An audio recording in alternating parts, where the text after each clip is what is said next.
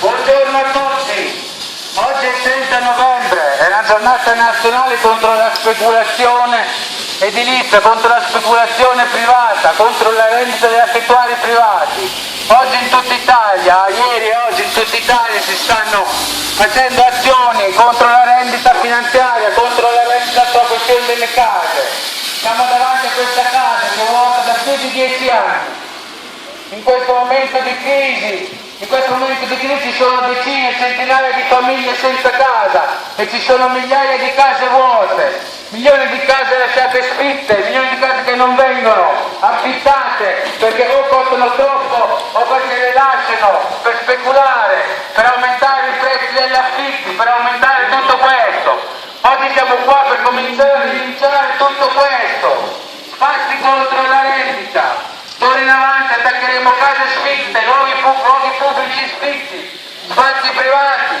Dobbiamo attaccare la rendita privata parassitaria perché distrugge le nostre vite. In centinaia di posti in tutta Italia oggi stiamo attaccando la rendita privata. Sono i grandi proprietari di case il problema. Il problema è il sistema economico che permette a questi grandi proprietari di mantenere le case vuote, di lasciarle vuote alla speculazione e alla rendita immobiliare. Questo è quello che fanno giorno dopo giorno. In centro storico ci sono migliaia di case sfitte, basta guardarsi intorno per vedere quante finestre sono chiuse.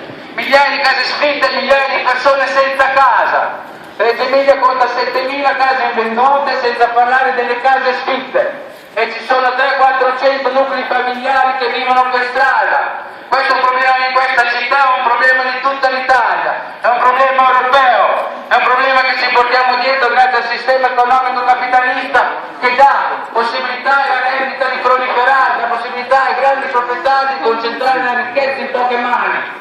Questo è una cosa che non ci piace, una cosa che non vogliamo, una cosa che diciamo sia al comune che alle grandi ditte, che ai grandi agglomerati di proprietari di case. Verremo a occupare